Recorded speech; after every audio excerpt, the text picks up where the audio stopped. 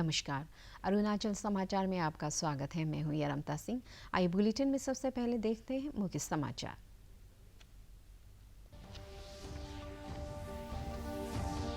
प्रधानमंत्री नरेंद्र मोदी ने कहा, नई शिक्षा नीति से होंगे कई महत्वपूर्ण बदलाव।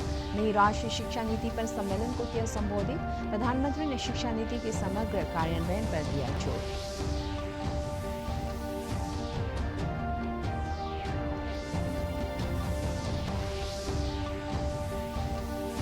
मुख्यमंत्री पेमा खांडू ने राज्य में चल रही अनेक परियोजनाओं को लेकर संबंधित मंत्रियों और अधिकारियों के साथ की समीक्षा। ईटानगर नाहरलगुन हाईवे के साथ साथ पूरे राज्य में सड़क परियोजनाओं और होलोंगी हवाई अड्डे के काम को निर्धारित समय में पूरा करने के दिए निर्देश।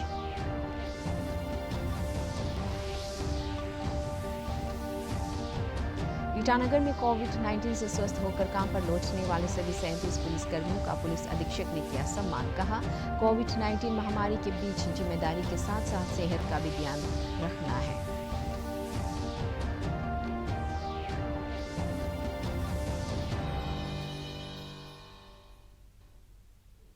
प्रधानमंत्री नरेंद्र मोदी ने आज कहा कि नई शिक्षा नीति छात्रों को सशक्त बनाने में महत्वपूर्ण साबित होगी। राष्ट्रीय शिक्षा नीति के बारे में एक सम्मेलन को संबोधित करते हुए उन्होंने इस नीति के समग्र कार्यान्वयन पर जोर दिया।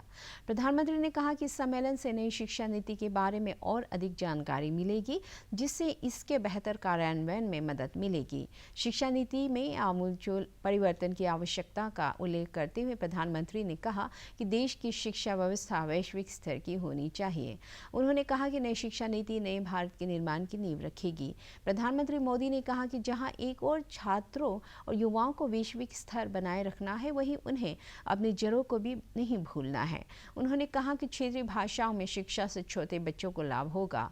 प्रधानमंत्री ने कहा कि छात्रों पर पाठ्यक्रम का बोझ कम किया जाना चाहिए।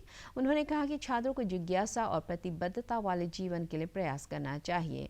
प्रधानमंत्री ने कहा कि अब छात्रों को अपना पाठ्यक्रम बदलने की सुविधा होगी और उच्च शिक्षा पर कोई बंधन नहीं होगा। उन्होंने कहा कि जिज्ञासा, चर्चा और विमर्श आधारित शिक्षा पूरी शिक्षा नीति को मजबूत करेगी।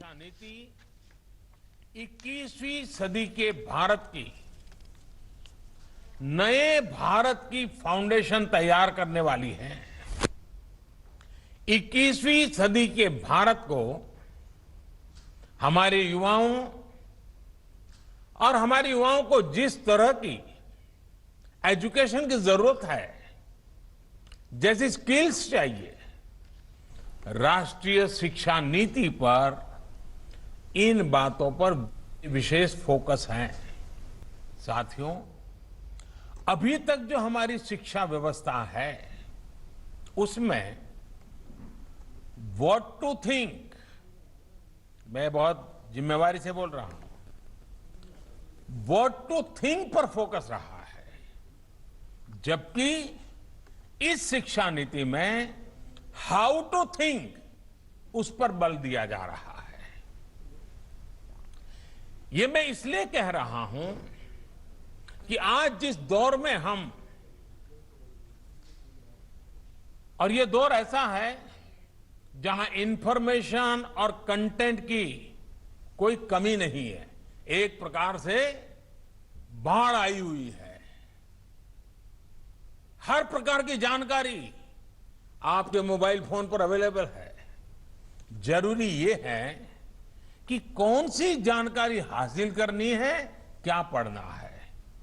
इस बात को ध्यान में रखकर ही राष्ट्रीय शिक्षा नीति में प्रयास किया गया है कि जो पढ़ाई के लिए लंबा चौड़ा सिलेबस होता है, ढेर सारी किताबें होती हैं, उसकी अनिवार्यता को कम किया जाए।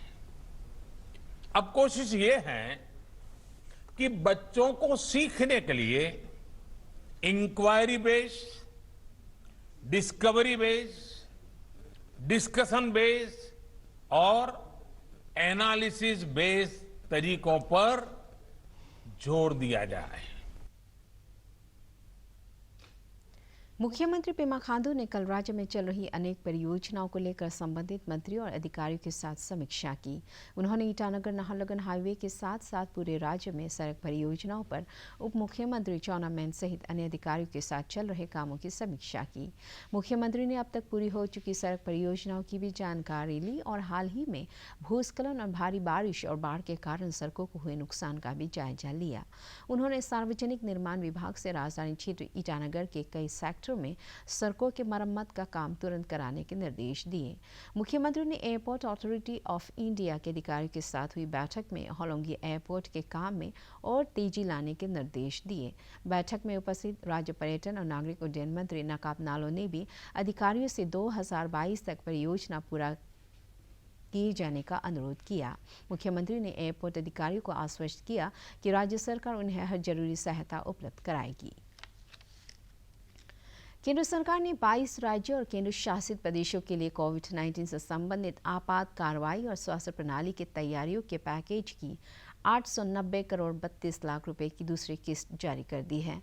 इन राज्यों और केंद्र शासित प्रदेशों में छत्तीसगढ़, तमिलनाडु, पश्चिम बंगाल, राजस्थान सहित पूर्वोत्तर के राज्य असम, मेघालय, मणिपुर, मिजोरम, नागालैंड, सिक्किम और अरुणाचल प्रदेश शामिल है। उल्लेखनीय है कि प्रधानमंत्री ने इस साल 24 मार्च को राष्ट्र के नाम अपने संबोधन में कोविड-19 आपात कार्रवाई और स्वास्थ्य प्रणाली की तैयारियों की पैकेज की घोषणा की थी।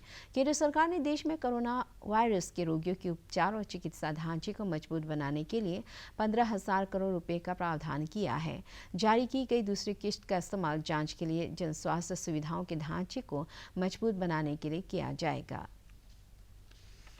राज्य में एक बार फिर से कोविड-19 का पॉजिटिव मामलों की संख्या में तेजी दिखाई पड़ रही है। पिछले 24 घंटों के दौरान प्रदेश में कोविड संक्रमण के 93 और नए मामले दर्ज किए गए हैं। राज्य स्वास्थ्य सेवा निदेशालय के अनुसार सबसे अधिक 55 मामले नामसाई से, 10 मामले लोहित जिले से दर्ज किए गए हैं, जबकि ईस्ट कामेंग से 8, तवांग और राजधानी क्षेत्र ईटानगर से संक्रमण के 6 मामले सामने आए हैं। नामसाई में 54 मामले केंद्रीय अर्धसैनिक बल के लोगों से जुड़े हैं, जबकि लोहित के भी सभी 10 मामलों में अर्धसैनिक बलों के जवान संक्रमित पाए गए हैं। प्रदेश में कोविड संक्रमण के कुल सक्रिय मामलों की संख्या 700 हो गई है, जबकि अब तक 1245 मरीज ठीक हो चुके हैं। राज्य में संक्रमण से ठीक होने वालों की दर 63.91% है।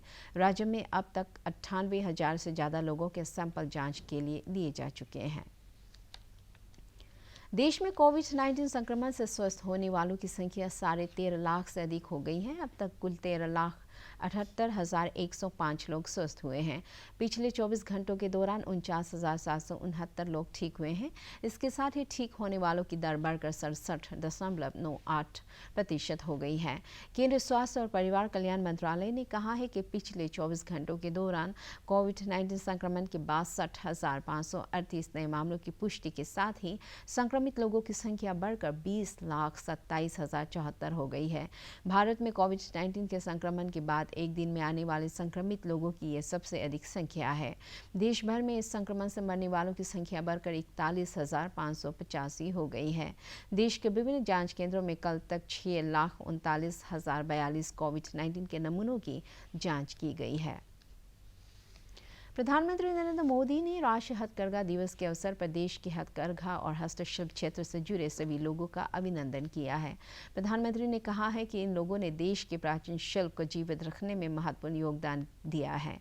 अपने ट्वीट में उन्होंने देशवासियों से कहा कि आत्मनिर्भर भारत के लक्ष्य को हासिल करने के लिए वे अधिक से अधिक हाथ से बनी वस्तुओं का इस्तेमाल करें। प्रधानमंत्री ने जोर देकर कहा कि सही और सकारात्मक दृष्टिकोण से संकट के दौर को अवसर, आपदा को विकास और प्रगति में बदला जा सकता है। केंद्रीय कपड़ा मंत्री स्मृति ईरानी ने भी हाथ से बनी वस्तुओं के अधिक से अधिक इस्तेमाल की अपील की। उन्होंने कहा कि 5 वर्ष पहले आज ही के दिन राष्ट्रीय हथकरघा दिवस की शुरुआत हुई थी। कपड़ा मंत्री ने कहा कि यह दिन स्वदेशी आंदोलन को भी एक श्रद्धांजलि है, क्योंकि आज ही के दिन 1905 में इसकी शुरुआत हुई थी। इस अवसर पर स्मृति ईरानी ने हथकरघा उद्योग को बढ़ावा देने से संबंधित एक मोबाइल ऐप की भी शुरुआत की। केंद्रीय कपड़ा मंत्री ने कहा कि सरकार की एक कोशिश है कि बुनकरों के साथ डिजिटल संपर्क भी स्थापित किया जाए। उद्देश्य है कि देश भर में हम 10 क्राफ्ट और हैंडलूम के विलेजेस को विकसित करें, ताकि हमारे देश का हैंडलूम का प्रोडक्ट उत्पाद मात्र कपड़ों तक, होम फर्निशिंग तक सीमित ना रहे।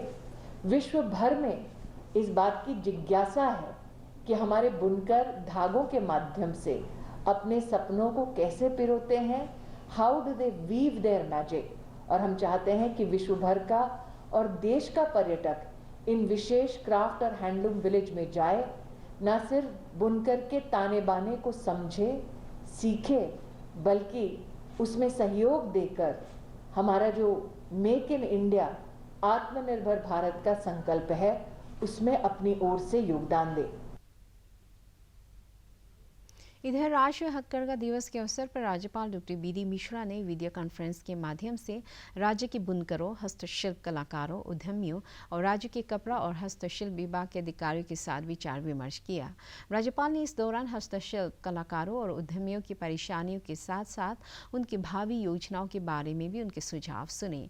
राज्यपाल ने कहा, प्रदेश के हथकरघा उत्पाद न केवल आकर्षक है बल्कि उनकी विशिष्ट डिजाइन दूसरे हथकरघा उत्पादों से उन्हें अलग बनाती है। उन्होंने कहा कि राज्य के हस्तशिल्प कलाकारों के द्वारा बनाए गए उत्पाद विश्व स्तरीय है। उन्होंने विभाग के अधिकारियों से कहा कि वे हथकरघा के कामों से जुड़े लोगों से खुद संपर्क बनाए और पूरा विभाग एक टीम के रूप में कार्य करे। राज्यपाल ने राज्य के नागरिकों, विशेषकर महिलाओं से इस परंपरा को जारी रखने और भविष्य के लिए संरक्षित करने का आह्वान किया।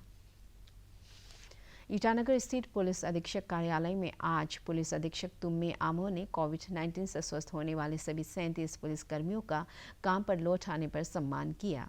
उल्लेखनीय है कि ड्यूटी के दौरान अलग अलग क्षेत्रों में तैनात 37 पुलिसकर्मी कोविड पॉजिटिव पाए गए थे।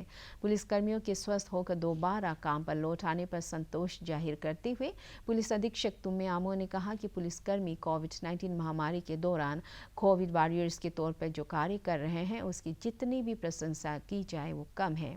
श्री आमो ने कोविड-19 के स्वस्थ होने में अपने अनुभवों को साझा करते हुए कहा कि खान पान के साथ साथ शारीरिक व्यायाम शरीर की इम्यूनिटी यानी रोग प्रतिरोधक क्षमता को बढ़ाने में मददगार है।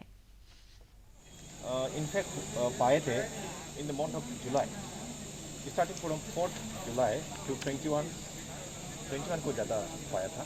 तो इन लोग सब रिकवर्ड होके आ गए हैं और होम क्वारंटाइन भी 14 डेज़ का इससे बोला था, लेकिन डीएमओ साहब ने बोला कि नहीं 7 डेज़ इज ऑल्सो सफिशिएंट। बस इन लोग अपना थोड़ा अपना जो केयर रहे, क्वेश्चन रहे, ताकि मास्क पहन के, लेकिन ड्यूटी तो करना चाहिए होगी। तो हम लोग आज इसलिए प्रोग्राम रखा है इनको थोड़ा वेलकम बैक करने के लिए ना, फॉर पब्लिक सर्विस। तो इन लोग आ गए, इसलिए आप लोग को भी बहुत बहुत धन्यवाद। Arunachal chambers of commerce and industry ACCI के सचिव तोको तातुंग ने कोविड-19 महामारी के दौरान अब तक व्यावसायिक प्रतिष्ठानों को अब तक हुए आर्थिक नुकसान पर चिंता जाहिर करते हुए राज्य सरकार से आवश्यक कदम उठाने की अपील की है। ACCI के सचिव ने उद्यमियों को वित्तीय सहायता पैकेज के मामले में तेजी से कार्रवाई करने का अनुरोध किया है। व्यापारिक संघ के सचिव ने कहा कि इस मामले में एक प्रस्ताव राज्य सरकार के पास पहले से ही लंबित है। श्री तातुंग ने व्यवसायों के ट्रेडिंग लाइसेंस, फूड लाइसेंस, प्रदूषण प्रमाण पत्र और फैक्ट्री लाइसेंस आदि के मामले में सरकार से इनका नवीकरण स्वयं कर देने का अनुरोध किया है। उन्होंने कहा कि इससे उद्योगों को थोड़ा वित्तीय राहत मिलेगी। कठिन समय से गुजर रहे हैं, उसके हित में एक ऐसा फंड तैयार किया जाए कि जिससे उसको राहत मिले, relief fund. We talked about relief fund, COVID related working capital fund. और दूसरा हमने ये बताया कि अभी पेंडेमिक के चलते सारा संस्था आपने देखा होगा, offices are not working in full optimum. तो इसलिए हमने ये बताया कि हमारे जो लाइसेंसेस है, स्टैट्यूटरी लाइसेंस, आप कुछ भी पकड़ लो, ट्रेडिंग लाइसेंस से लेकर फैक्ट्री लाइसेंस है, फूड लाइसेंस, बार लाइसेंस, कुछ भी लाइसेंस, हमने ये बोला था कि इसको ऑटोमेटिक रिन्यूअल कर दिया। सेनाध्यक्ष जनरल M.M. नरवणे ने गुरुवार को तेजपुर स्थित गजराज कोर के मुख्यालय का दौरा कर वहां की सैन्य व्यवस्थाओं का जायजा लिया और सैन्य संचालन से जुड़े अन्य दूसरे पहलुओं की जानकारी ली। तेजपुर में उन्होंने सैन्य अधिकारियों के साथ बैठक के दौरान अरुणाचल प्रदेश के सीमावर्ती क्षेत्रों सहित देश की सैन्य तैयारियों की व्यापक समीक्षा की। इस दौरान तेजपुर में ईस्टर्न कमांड के वरिष्ठ सैन्य अधिकारियों ने सेनाध्यक्ष को भारत चीन सीमा स्थित वास्तविक सीमा रेखा में सेना की तैनातगी सहित अन्य मुद्दों पर विस्तारपूर्वक जानकारी दी। सेनाध्यक्ष जनरल एम नरवणे ने देश की क्षेत्रीय अखंडता की रक्षा में सैनिकों द्वारा किए जा रहे कामों की प्रशंसा करते हुए सभी सैन्य अधिकारियों और जवानों से किसी भी स्थिति का मुकाबला करने के लिए हर समय अलर्ट रहने का आह्वान किया। राज्यपाल डॉक्टर बी.डी. मिश्रा ने दुनिया भर के युवाओं के मन में शांति के मंत्र के साथ उन्हें समाज में विकसित करने का आह्वान किया है। गुरुवार को हिरोशिमा दिवस के अवसर पर राजीव गांधी विश्वविद्यालय द्वारा आयोजित एक अंतर्राष्ट्रीय वेबिनार का उद्घाटन करते हुए राज्यपाल ने कहा कि एक शांतिपूर्ण वातावरण, शांतिपूर्ण संगीत और शांतिपूर्ण पर्यावरण ही सबके लिए खुशी और प्रसन्नता लेकर आ सकता है। द्वितीय विश्व युद्ध के दौरान हिरोशिमा पर परमाणु बम गिराए जाने की घटना को मानव विरोधी बताते हुए डॉक्टर मिश्रा ने कहा कि इस धरती पर रहने वाले हर एक इंसान का यह फर्ज है कि ऐसी घटना दोबारा न होने दे। महात्मा गांधी की 150वीं वर्षगांठ के उपलक्ष्य में आयोजित इस वेबिनार में अमेरिका, जापान और जर्मनी आदि देशों के प्रतिनिधियों ने भाग लिया। अरुणाचल समाचार के आज के अंक में इतना ही। हम कल फिर हाजिर होंगे अरुणाचल और देश दुनिया की खबरों के साथ। आप देखते रहिए अरुण प्रभा। नमस्कार।